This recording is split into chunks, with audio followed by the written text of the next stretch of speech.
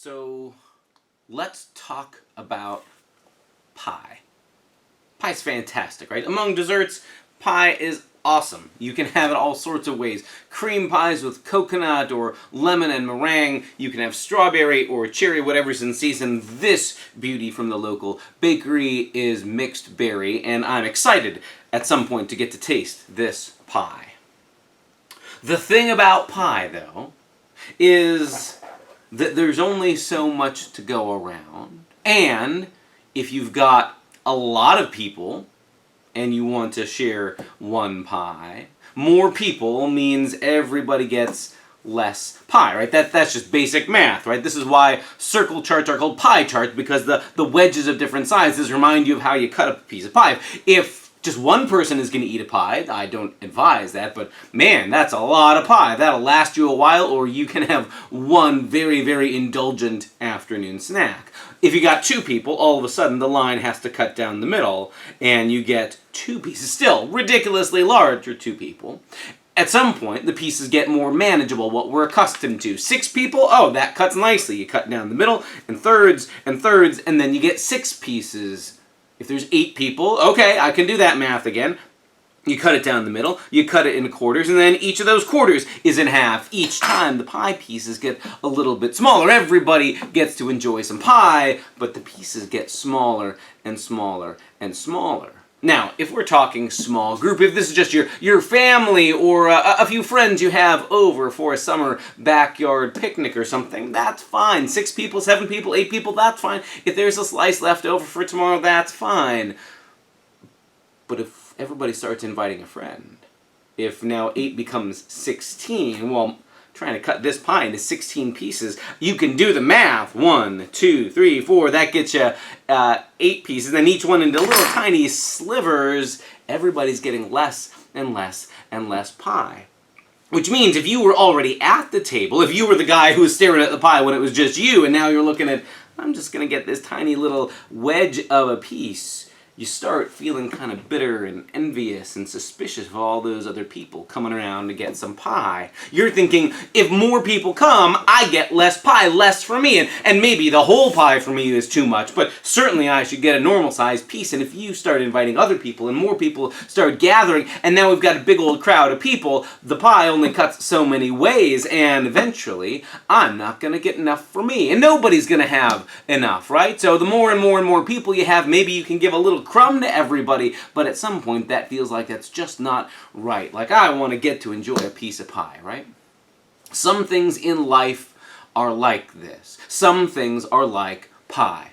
That the more people there are, with a limited resource, each person gets a smaller and smaller piece. And so, in human life, in human affairs, there are times where the people who control the pie get real nervous when other people start coming saying they should get a piece too, because they know the rules of pie. If I start sharing with you, my piece is going to get smaller.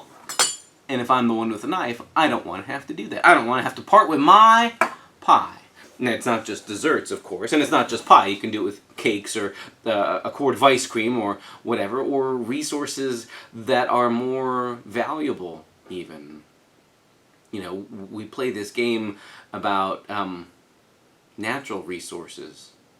We're living through a season right now where in some parts of our country there are huge, huge droughts, and lakes that have been water sources for farms far, far, far away downstream are hurting because further upstream there's less water to go around. And the people who live up closer to the stream are like, well, this is our pie, we should be able to have as much of it as we want. And others say, no, we have to conserve so that other people who want access to the same resource can have some. We do this all the time. And the danger, I think, is when we assume everything in the world, and that certainly that God's way of doing things is just one more kind of pie. We have this way sometimes of thinking. God's good things, God's abundance, God's reign, God's love even is a limited resource. And that therefore it's what they call a zero-sum game. That if I get more, it means some has gotten taken away from you. If you get more, it means some has been taken from me. If more people come to the table for dessert, everybody gets less because it all adds up to the same pie. In the end, it is so easy to assume that's how things work with God too. And more for you means less for me. And therefore, if I'm with the one with the knife, I'm going to be upset that you're trying to take what I want. So often we assume God's way of doing things is just one more kind of pie. Here's good news. As delightful as pie is, this is not how God runs things. This is not how God's economy of grace works. And it happens over and over and over again throughout the scriptures to drive the point home. Time after time after time throughout the story, in both the ancient stories of Israel's memory that we call the Old Testament or Hebrew scriptures, in the story of Jesus and his followers as well, there's a different logic, a different way of doing things, and it doesn't boil down to more for me is less for you, my piece of pie gets smaller, I get envious or angry or bitter at you, or worse, I start threatening you with a knife instead of using it to cut and offer you a piece. So, way back in Israel's ancient memory, for example, a bunch of formerly enslaved people escape from bondage in Egypt. And as they are wandering their way through the promised land, God provides them with bread for the day. Every morning, this miraculous substance. The Israelites themselves don't know what to call it, so they just call it the Hebrew phrase, what is it? Manna. What is this stuff? They don't know. And there's enough in abundance for all. If you hoard more than you need, it rots. But there's always enough for everybody. And there's no need to hoard or to take more than what you need, because there's enough for everybody. I don't have to view with suspicion those other people coming around looking for food, because God starts off the story of the people of Israel as they come out of the Exodus with an announcement that God's way of doing things is not pie. Is not taking a limited amount and cutting up into tiny pieces and nobody's satisfied because nobody gets enough. A little bit later on in Israel's history, God raises up a prophet by the name of Elijah, and there's a time when there's a big crowd of people, and what seems to be only enough for a few, and what do you know? By a miracle, by God's amazing provision, there's enough to go around for everybody, and everybody just looks and goes, that was amazing, but, you know, it fits with the character of the God we know, who says, God's kind of abundance isn't like pie. Flash forward to the story of Jesus. And Jesus, who spends his time constantly paying attention to the needs of people around him. When there's crowds of people who are sick, or people who are in desperate need of some guidance, when there's people who are brokenhearted or outcast, Jesus attends to all those needs. Well, the story goes, one day Jesus has been sort of out in a deserted place all by himself with the disciples, and a big crowd has come and followed him there, and so Jesus sees they have a need. They clearly want to hear from him about God's different way of doing things. Tell us about how it is that God operates, because every other voice around us tells us everything is pie, there's only so much to go around, and you got to be suspicious of anybody trying to take your pie or suggest that you share. Jesus offers an alternative. He's been teaching about the reign of God, the kingdom of God, and then, as the day is winding down, his disciples come up to him and say, okay, Jesus, this has been fine, this is a lovely seminar, welcome to the TED Talk, but day's getting close to over. These people are going to start getting hungry, and when they get hungry, they get hangry, and they're going to be fussing that there's no food for them. And we have all had this retreat far, far away from towns and villages. Send these people away so they can get their own meal. Tell them the class is over for today so they can all go home and find some food on the way home. And Jesus says, you give them something to eat.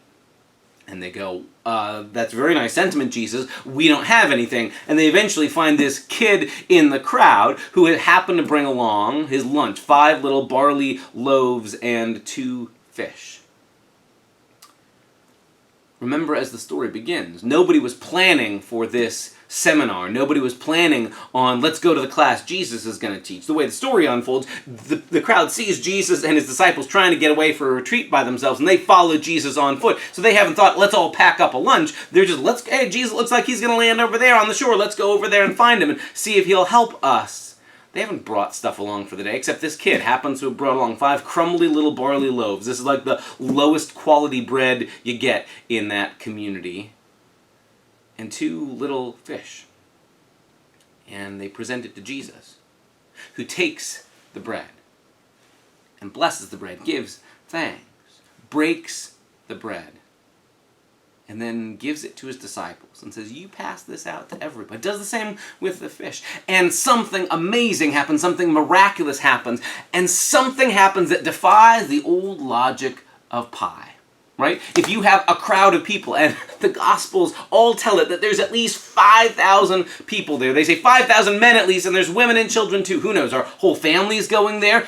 Are we talking easily 10,000, 15,000? At the bare minimum, 5,000 people are there with 5 crumbly loaves and 2 fish.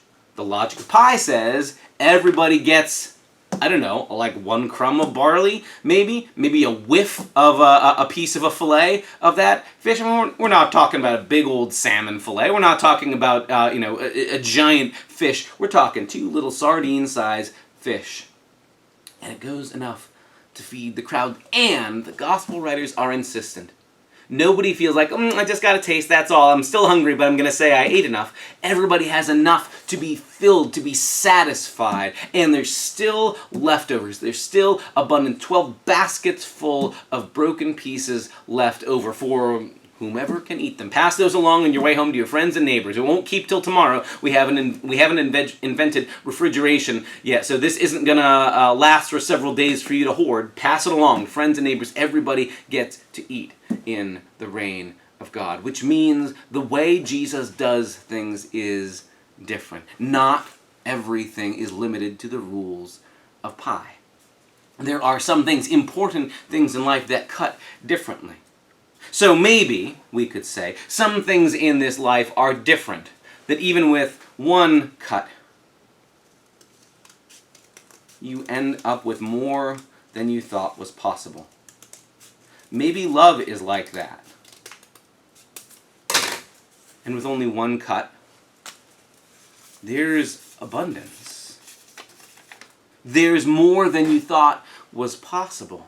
Now, the gospel writers, none of them tell us that the how Jesus makes a miracle happen. I suppose that's the definition of a miracle. When God operates, there are some things that are beyond our capacity to understand. The same way the Bible doesn't really say how God creates, other than, well, it's like God said, let there be light. Any more detail goes beyond my ability to comprehend. How does Jesus make 5,000 people satisfied with the raw ingredients that look awfully small and meager? How does Jesus do it in a way that doesn't depend on scarcity, that if there's 5,000 people, everybody gets a real tiny piece, and this was going to be my pie? How does Jesus do it? I don't know, other than to say, where God reigns, where God's way takes hold, abundance happens that is spread recklessly, unaudaciously, extravagantly over all. It's a question, then, of whether we dare to trust. There's always going to be some nagging voice in the back of our head saying, no, this is like pie. There's only so much to go around. And if you've got the pie and you've got the knife, you've got to keep everybody else away from what's yours. Jesus tries to disarm us. Jesus offers there's another way. Where God operates, it's not like pie anymore. And maybe the things that actually matter most never were like pie. As delightful as a dessert as that is, love doesn't operate with it. There's only so much to go around. It is possible to be good to the people right around us, and also to be generous to the people far, far away, to people we haven't met yet. It's possible to love both your parents and your children, your spouse and your friends. It's possible in this life that love goes all around, and in not a zero-sum game. The challenge for you and for me is to decide whether we will allow Jesus to bring God's kind of abundance into our lives as well.